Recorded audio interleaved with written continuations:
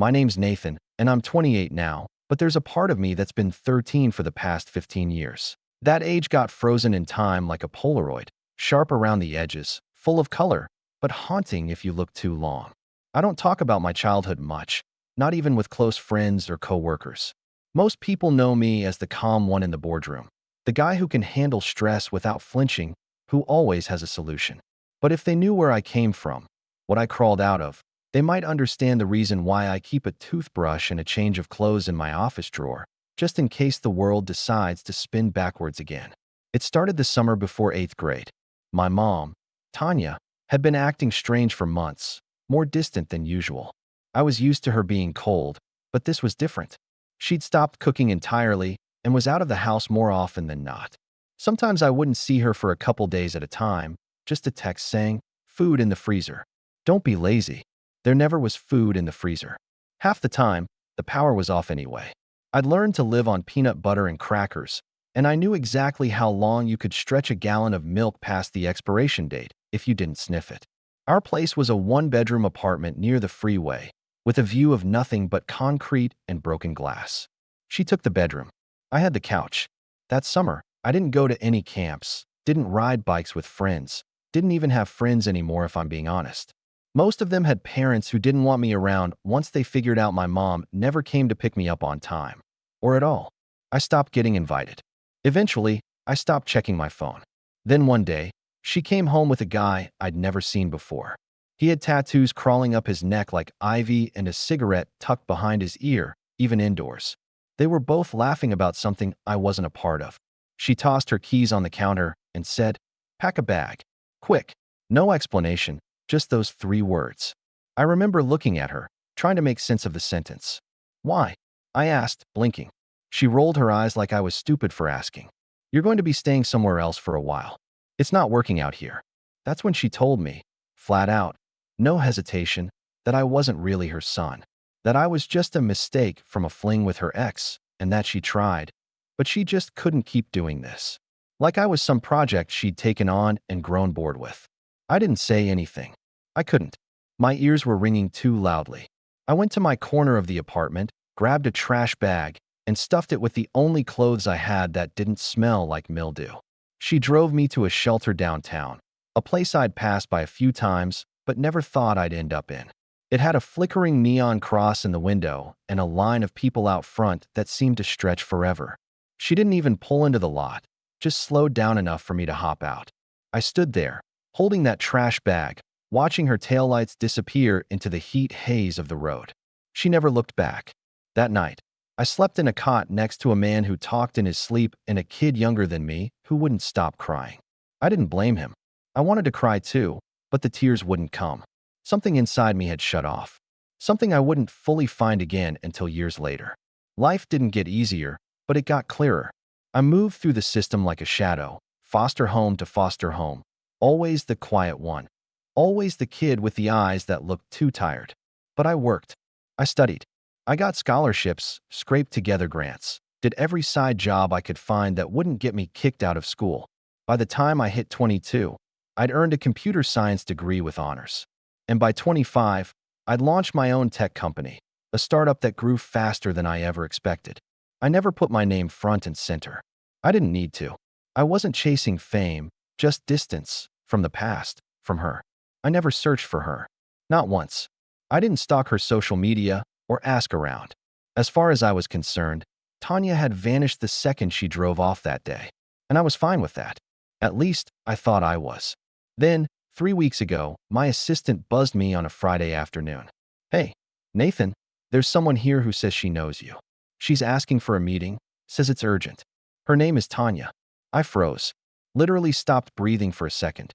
That name had become a ghost in my head, something I'd buried under years of silence and therapy. "Tanya." I repeated, my voice quieter than I meant it to be. "Did she say her last name?" My assistant hesitated. "She said you'd understand. And she looks rough. Should I tell her you're unavailable?" I stood up slowly, every inch of my body tightening like a coil. I wasn't sure what I felt, rage? Confusion? Some bitter cocktail of everything I'd locked away. "No," I said finally. "Let her wait." And I did let her wait. For 45 minutes.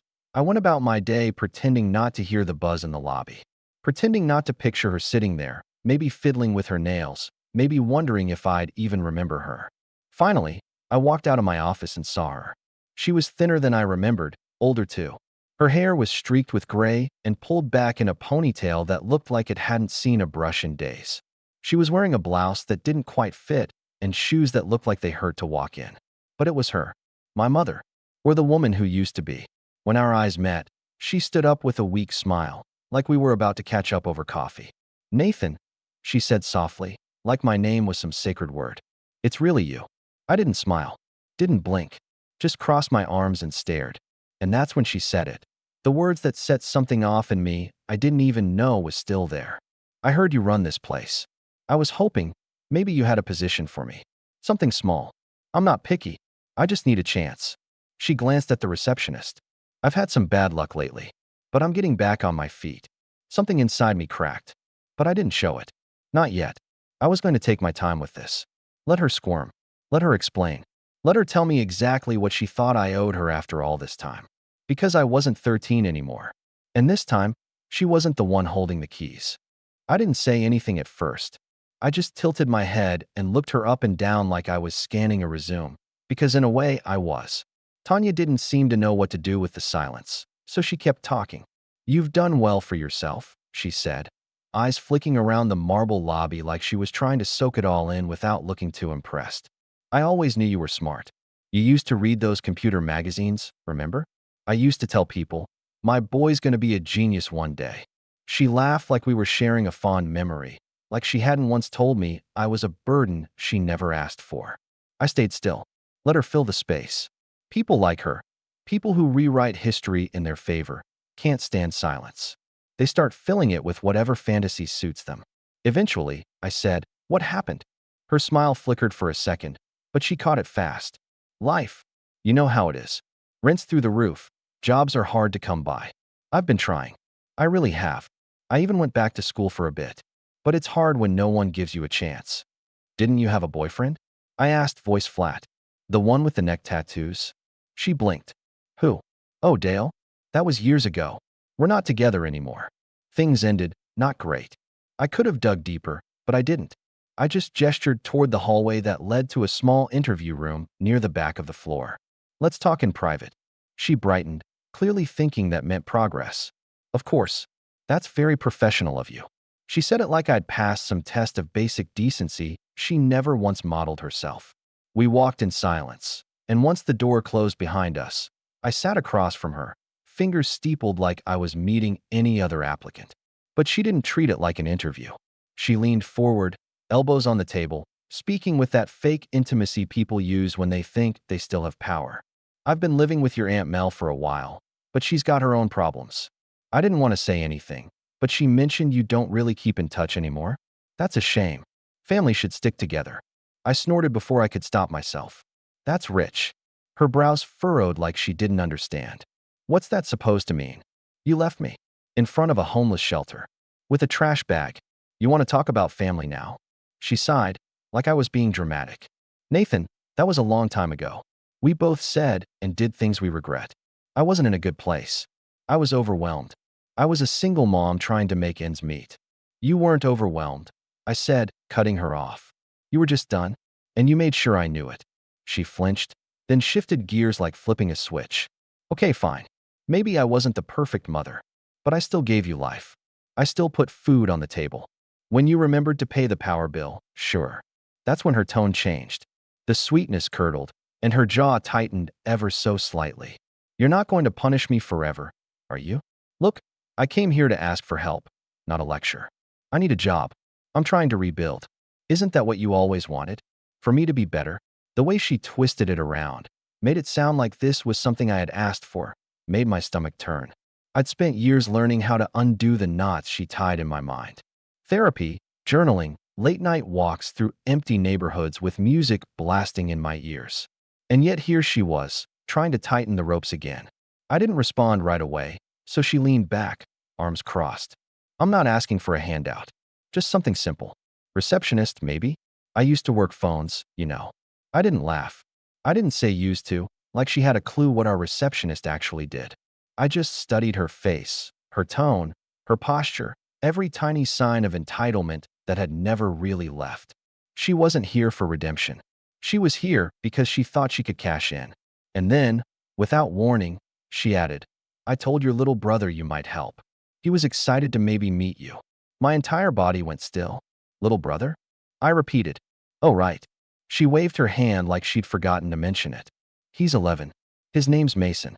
I had him with Greg. He's out of the picture now, too. Mason's a good kid. You'd like him." I didn't know whether to laugh or scream. This woman had a whole other child, another life, and the first time I was hearing about it was now, when she needed something. And she had the audacity to dangle the kid in front of me like bait. A brother. A maybe. A guilt trip with freckles and a school backpack. "You brought him into this?" I asked slowly. "I didn't bring him anywhere. I just thought, maybe you'd want to meet. Maybe you could be a role model or something." She said it like it was a gift, like I was being offered something valuable. But all I could see was a kid sitting on a couch somewhere, maybe waiting for a mom who rarely came home. A kid who didn't know yet what it felt like to be left behind with nothing but a trash bag and a memory. I stood up. "This isn't an interview.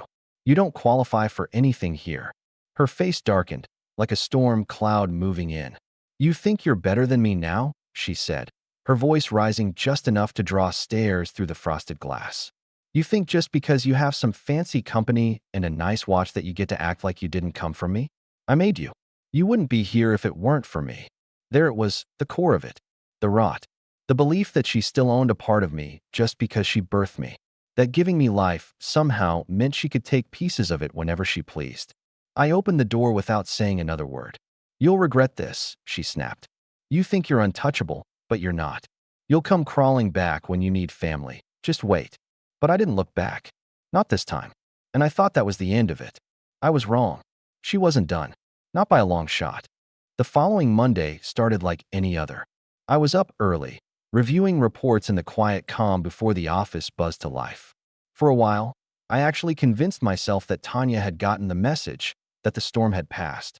I even slept better that weekend, like some shadow had finally stepped back into the dark. Then HR called me. "Nathan," Marie said cautiously, her voice laced with the kind of politeness people use when they don't want to be the messenger. "We had someone come in this morning claiming they'd been offered a receptionist position. She said she was told to report for onboarding today." I already knew who it was before she finished the sentence. "She said you personally hired her," Marie continued. "Her name's Tanya. She says she's your mother?" For a moment, I didn't respond. My hands curled into fists on the desk. I tried to keep my voice steady. "Tell her there's been a mistake." Politely. "Then escort her out of the building. She's not to be allowed back in." Marie hesitated. "She's being difficult." Of course she was. I left my office without another word, heart pounding, walking briskly toward the reception area. And there she was, standing behind the desk like she owned the place. My actual receptionist, Lauren, was standing to the side, looking utterly baffled while Tanya smiled and tapped away on the keyboard. "Oh, honey," Tanya chirped when she saw me. "There you are? I told them you'd clear everything up." She had printed a badge. A fake one, with our company's name and her name under it, and a made-up job title, Office Admin Support. She wore it proudly on a lanyard she must have fished out of the lost and found. She looked completely at ease, as if this were her grand return, not a delusion made real through sheer audacity. "What are you doing?" I asked, my voice low sharp. She blinked innocently. "I just wanted to get a head start. I figured, why wait for paperwork when I can prove myself right now? You said I wasn't qualified, so I thought I'd show you what I can do." "That's initiative, Nathan. You lied to my staff. You impersonated an employee." She laughed. "Don't be dramatic." Lauren stepped closer to me, lowering her voice. "She told security she had an appointment with you. She even used your full name. Said she was authorized to be here." I could feel the temperature in the room shift. Other employees were starting to notice, peeking out of offices, whispering behind half-closed doors. And Tanya just stood there like she was the hero of a rom-com, crashing into my life with charm and grit. "You need to leave," I said, barely keeping my voice from cracking. She rolled her eyes. "Why are you making this so hard? You think I want to be here? You think this is fun for me? I'm doing this for you, Nathan. For us. We can rebuild something here. We can be a family. I can help." "This isn't about family," I snapped. "This is about boundaries." and you don't respect them. Her smile finally dropped. So what, now I'm banned? Just like that? After everything I've done for you? You abandoned me, I said. You left me to rot in a shelter and never once looked back. And now you think walking in here with a lanyard makes that disappear? She looked like she wanted to scream, but instead she grabbed her bag and stalked toward the elevator. You always were ungrateful, she muttered. You think you're better than everyone just because you made some money. You're still the same scared little boy, Nathan, still trying to prove you're worth something. She left, but the damage didn't. That afternoon, I found out she'd accessed our internal directory while behind the front desk. She had logged into the system under a generic staff profile and pulled up information on multiple employees, including me. Home addresses, emergency contacts, personal files. She hadn't just wandered in for attention. She'd come to dig. I reviewed the security logs myself. I saw the exact timestamps, the IP address from Lauren's workstation. Tanya had copied several files to a USB drive she'd slipped from her purse. It was only dumb luck that our IT system flagged the activity as suspicious. Otherwise, I wouldn't have known until much later. I called the police, but the fallout spread faster than I could contain it. Word got around the office. Some staff started wondering why this woman had so much nerve, why she used my name. One even asked me, in a private meeting, if everything was okay at home. I told them it was a family matter. I lied. Again. But then the real betrayal hit. A week later, I got an email. Anonymous. No subject line. Just a screenshot attached. It was a private message board. Some kind of local gossip forum, mostly used by people trying to expose corrupt landlords and bad restaurant managers. And there it was. My name, my company, my past. All laid out like a tabloid story. The post read, "Don't trust my company. I used to know the CEO when he was a teenager. He's not what he pretends to be.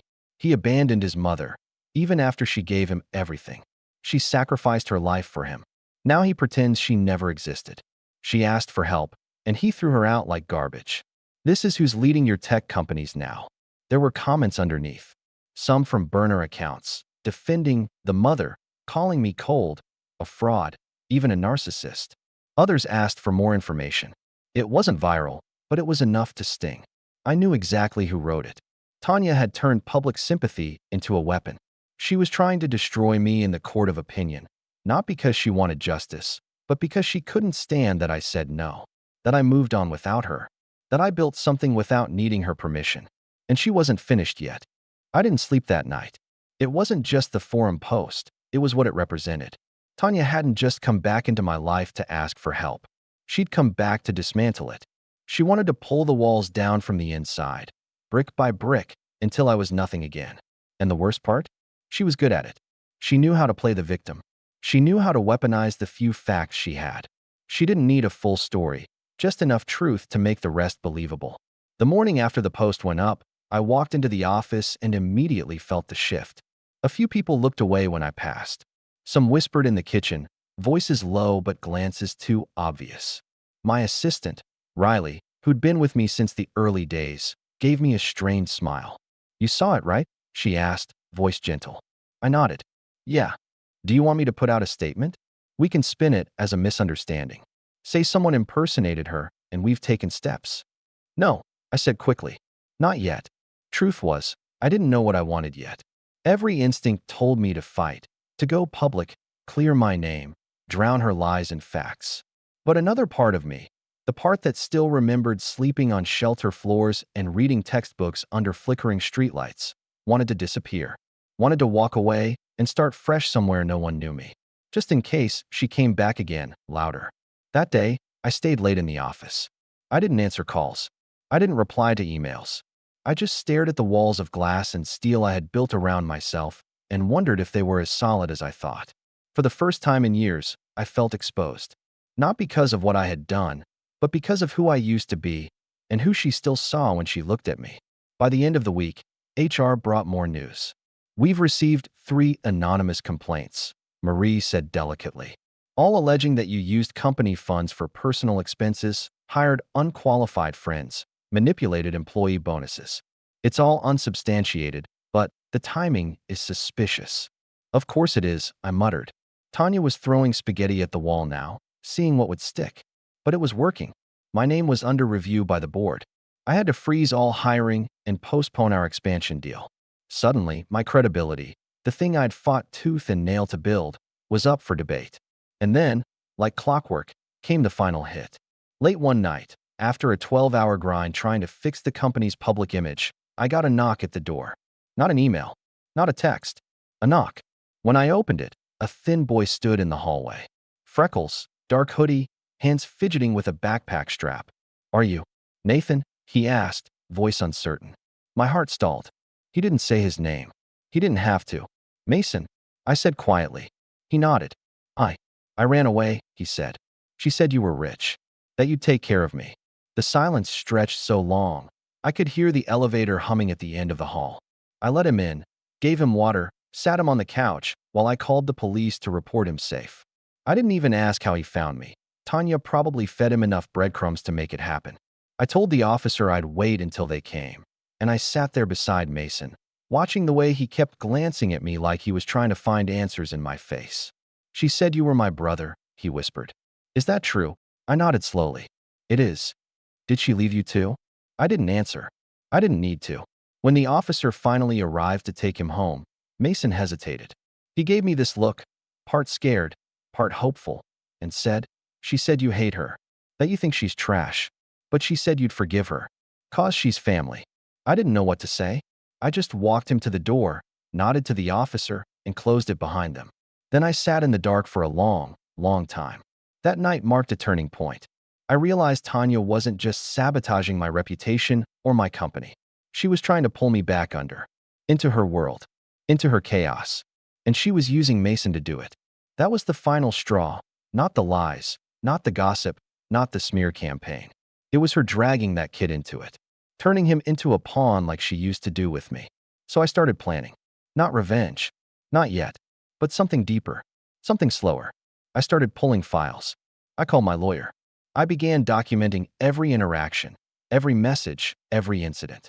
I made copies of security footage, IT logs, witness statements. Not because I wanted to strike back, at least not then, but because I knew it wasn't over. Tanya wouldn't stop until she hit something she couldn't move. So I was going to build that wall, brick by brick. And when the time came, she'd find out just how high it went. For the first time in weeks, I took a full breath. Not because the storm had passed, but because I'd finally stopped trying to outrun it. I'd planted my feet. I'd stared down the wind. And now, I was preparing to weather it on my terms. The morning after Mason left, I came into the office before sunrise. The place was still, quiet. No gossip, no eyes on me, no buzzing phones. I stood by the window and watched the city lights fade into early orange. I remember thinking, this is what control feels like. Not comfort, not peace, just clarity. I made a list. It wasn't a flashy, dramatic to-do list. Just names, projects, legal contacts, media partners. I'd spent years avoiding the spotlight, keeping my personal life sealed off from my success. But now I realized that wall of privacy had become a weakness. Tanya had slipped through the cracks. I wasn't just going to patch them. I was going to build an entirely new structure. First move, I scheduled a sit-down with the board. No lawyers, no damage control teams. Just me, in that glass conference room, sleeves rolled up, portfolio in hand. "I know there have been questions," I said, "and I'm here to answer them. All of them." I laid everything out. No fluff, no defensiveness. The full story, minus the emotional theatrics. The woman who falsely claimed to be hired, the unauthorized system access, the slander online, the complaints filed under aliases tied to her email address. I even brought a forensic IT report confirming that the USB used on our network matched the same serial number as one found in her possession when she was briefly detained after another incident. She'd been caught impersonating a social worker, something I only discovered through background research. The room was silent when I finished. Then, the chairman nodded slowly. "We appreciate your transparency and your resilience." By the end of the week, the board not only reinstated full trust in me, they unanimously approved our next expansion phase. I walked out of that room lighter than I'd felt in years. Second move, I hired a new head of security, not just for the office, but for myself. Discreet, efficient, with experience in corporate surveillance and family protection. He helped me set up alerts for any public mention of my name, scoured my digital footprint, and quietly reached out to moderators of the local forum where Tanya had posted. They took down her thread within 24 hours. Turns out she'd violated multiple community guidelines. But I didn't stop there. We traced her IP activity and found 2 more posts under burner accounts, this time accusing me of tax fraud and discrimination. The lies were escalating, but her tech skills weren't. She'd left just enough digital fingerprints for us to connect the dots. Meanwhile, I began building something else, something longer term. An initiative, a scholarship fund actually, for underprivileged teens in the city. Kids who reminded me of who I used to be, quiet, forgotten, but hungry for something more. I called it the Helix Fund, subtle enough not to draw public attention to my own past, but personal enough to mean something. The press picked it up within a week. The story went viral. Young CEO pays it forward with massive tech education grant. Suddenly, the narrative was mine again. Not Tanya's. Mine. My inbox flooded with messages. Former foster kids. Old teachers. Even a few local reporters who'd once written off my company as another flash-in-the-pan startup. Now they were lining up for interviews. I gave one, just one. In it, I talked about the importance of second chances, about breaking cycles. I never mentioned Tanya. I didn't need to, but the message was clear. Third move, Mason. I reached out through a lawyer. Carefully, quietly. I didn't want to start a custody battle. I wasn't trying to take him away, but I wanted to know more. About how he was living, what his world looked like, what Tanya had been telling him. The report came back quickly. It wasn't great. Mason had missed nearly a month of school. Tanya had moved twice in the past 6 months. She'd bounced between 3 different jobs, all of which ended under questionable circumstances. One neighbor reported yelling late into the night. Another had called Child Protective Services, but no action had been taken due to lack of concrete evidence. I sat with that information for a long time. I didn't want to act out of anger. I didn't want to repeat what she did to me, make decisions based on hurt. So I waited, planned, prepared, and while I did, I kept rising. My company hit its next round of funding, Series C, valued at $190 million. We partnered with 2 Fortune 500 companies and began licensing out one of our proprietary AI models. I was invited to speak at tech conferences in San Francisco, Berlin, Tokyo. For the first time, I stopped declining the invitations. I wore suits tailored to my frame, not baggy jackets hiding who I was. I didn't sit in the back row anymore. I didn't avoid mirrors. Because for the first time, I didn't see her in my face when I looked. I saw me. But success didn't make me forget. It made me sharper, more precise. Because Tanya hadn't stopped. She was still lurking, still emailing old co-workers of mine. Still trying to reach Mason through school contacts. Still planting little landmines in corners of my life, hoping I'd step on one. But she didn't know I'd been mapping the terrain. Every step she took, I documented. Every lie I logged. And when the time came, when she finally crossed the last line, I'd be ready. Not to retaliate, but to end it. The trap didn't come from rage. It came from patience. By now, Tanya had become background noise. Static I'd learned to tune out while I rebuilt, restructured, and rose. But I always knew she was still circling. I didn't need to chase her anymore. I just needed to wait for her to stumble into a spotlight I controlled. And then she did. It started with a voicemail. My lawyer, Peter, left it on a Tuesday morning. Nathan, he said, voice unusually tense. You're going to want to call me. It's about Mason and something disturbing. I called him back before the message even finished playing. Peter wasn't the kind of man who dramatized. She filed a petition, he said, for guardianship transfer. What? She's trying to name you as Mason's legal guardian. But not in the way you'd expect. She's not surrendering custody. She's claiming you've been involved in his life and that she wants you to officially assume responsibility. Financially. I didn't speak. I just stared at the floor, trying to connect dots that shouldn't have been touching. She's citing your wealth. Your public statements about helping disadvantaged youth. She even mentioned your scholarship fund as proof that you're passionate about supporting family. She's twisting your goodwill into a contract she can manipulate. I leaned back in my chair, mouth dry. So she's not asking to give him up. She's asking to hand off the bills. Peter sighed. Exactly.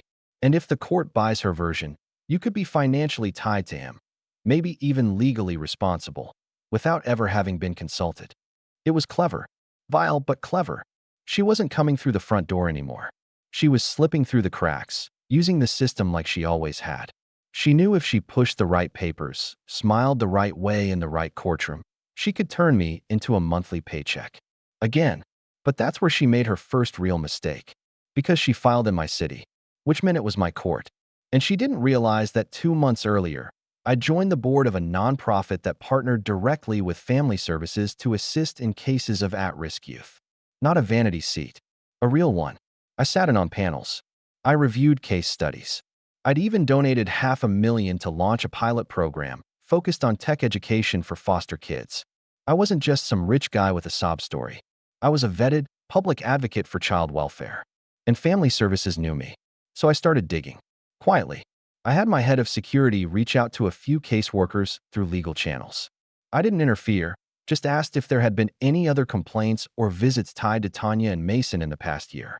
We found 2 unreported incidents from neighbors, one regarding suspected neglect and another about Mason wandering alone near a bus terminal after midnight.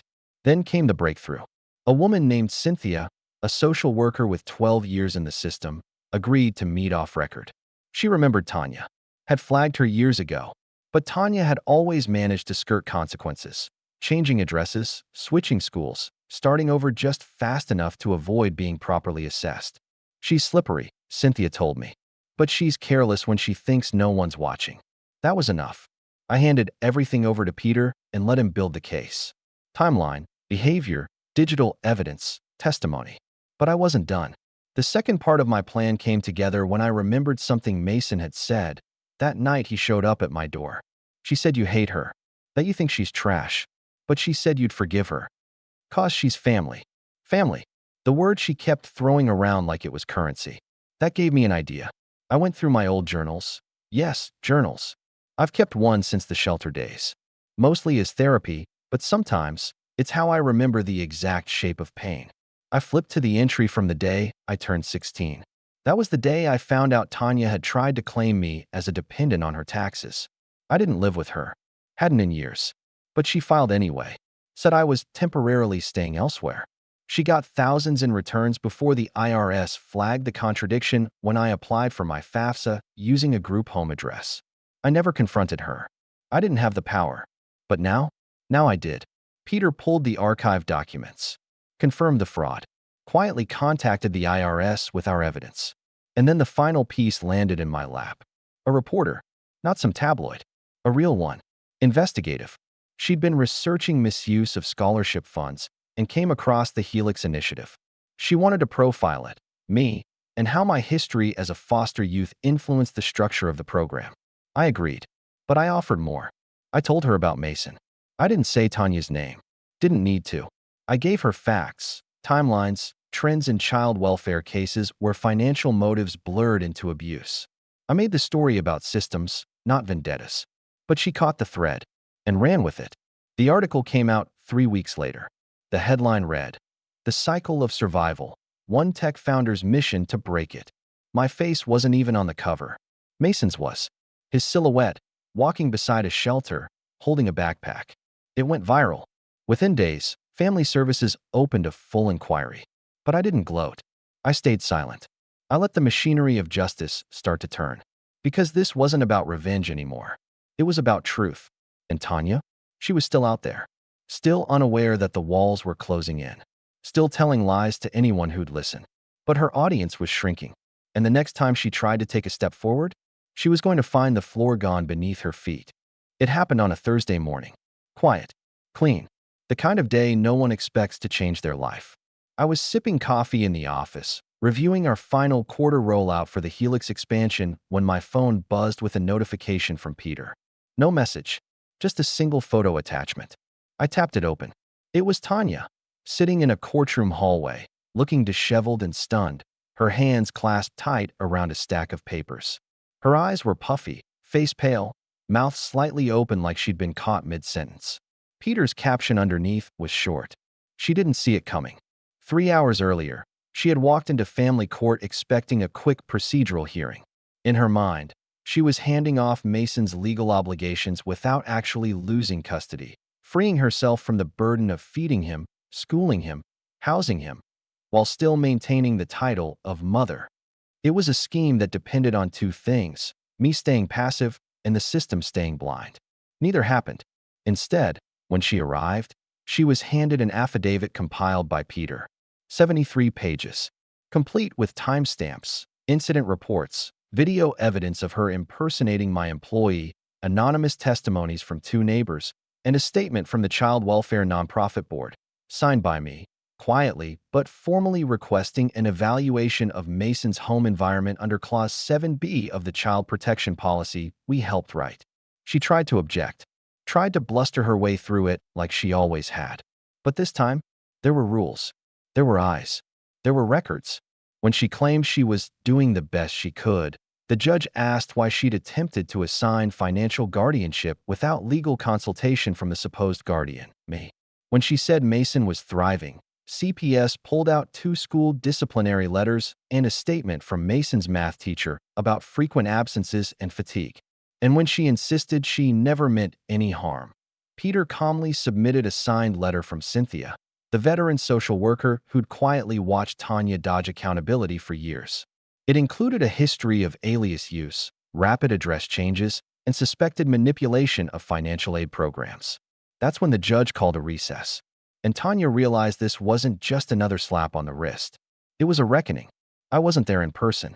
I didn't need to be. Revenge, real revenge, isn't a scene. It's a shift. A quiet turning of the tide so slow and certain that by the time your enemy notices, they're already underwater. Later that day, Peter called to debrief. They're launching a full investigation into her finances, he said. IRS is involved now, thanks to that tax fraud report we slipped in last month. There's enough to keep her tangled for years. And Mason? I asked. They're placing him in temporary care while they assess his options. The court's open to letting you file for permanent guardianship, if you're willing. I said I'd think about it. And I did. But I wasn't rushing. Because for once, Tanya wasn't in the driver's seat. The next day, I got another email. This time from Tanya. No subject line. Just a wall of text. You've ruined my life. I came to you for help, and you turned on me. I don't care how much money you have. You think this makes you better than me? You're still that unwanted little kid no one wanted to pick up from school. Don't forget that. Don't you ever forget that. I didn't respond. Instead, I forwarded it to Peter and archived it. Fuel for later, if needed. Then I got up, buttoned my jacket, and walked into a planning meeting for our next initiative. One that would partner with 5 shelters across the state to provide after-school coding programs for kids like Mason. Kids like me. And as I stood at the head of that boardroom table, outlining our vision, I realized something. Tanya hadn't taken anything from me. She'd given me clarity. She'd drawn the lines that showed me where I stood and where she'd never be allowed again. But this story, it wasn't just about her anymore. It was about what came after. Fallout came slowly, like winter creeping in after a long autumn. Quiet, inevitable, cold. Tanya didn't get arrested in some dramatic courtroom scene. There were no cuffs slammed on a desk or sheriffs reading her rights. Instead, the consequences came in layers. A formal audit, a notice of tax delinquency, her public benefits frozen pending investigation, letters she didn't understand piling up in her mailbox, each one heavier than the last. She lost her apartment first. The one she hadn't paid rent on in months because she'd been banking on Mason's new guardian to step in. When the eviction notice hit, she tried pleading with the building manager, but the man had heard her promises too many times. You burned every bridge, he told her, before changing the locks. Next came CPS. They ruled her home unstable. The inconsistencies in Mason's education, the multiple incidents of neglect, the financial documents that didn't match her employment records, each detail added weight to a decision already tilting against her.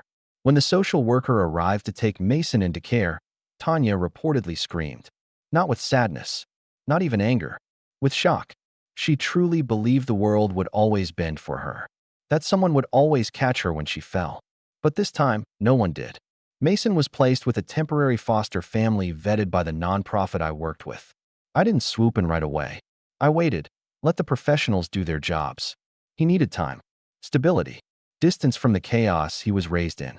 But 3 months later, after meeting with him privately and undergoing the required evaluations, I was granted permanent guardianship. When I told him, he didn't say anything right away. He just nodded, like some part of him already knew. Then, Very quietly, he asked, "Do I have to go back?" "No," I said. "You never have to go back." As for Tanya, she disappeared from the public eye. I heard she tried to file harassment charges against me, but they didn't stick. Every message, every document, every fake complaint she'd submitted came back to haunt her. Her own words had become the nails in her coffin. Eventually, her name faded from the office whispers, from the news alerts, from the back of my mind. I moved on. Fully. Mason settled into his new school. He joined the robotics club. One day, he brought home a flyer for a summer coding camp and shyly asked if we could afford it. I smiled. "We're sponsoring it." He stared at me. Then he laughed. That kind of real, belly-deep laugh kids have when they finally feel safe. And I realized something. Tanya had always tried to rewrite my story. Twist it. Rip out the pages and start over, with her version on top. But now, that story was finished. I'd written the ending myself. On the one-year anniversary of the Helix Fund's national launch, I was asked to give a speech at a youth leadership summit. The auditorium was packed. Students, mentors, donors. Mason was there too, sitting in the front row, his backpack stuffed with notes and snacks. Watching me, I stood at the podium and said, "Some people will try to define you by where you came from. Others will try to use you to fix what they broke. But your past isn't your prison. It's your blueprint. And you get to decide what to build." And I meant every word. Afterward, Mason ran up to me, clutching a notebook. "You think I could do what you did one day?" he asked. I didn't hesitate. "No," I said. "I think you'll do better." And for the first time in my life, I meant that too. The past was behind me, and I wasn't just walking away anymore. I was leading someone forward.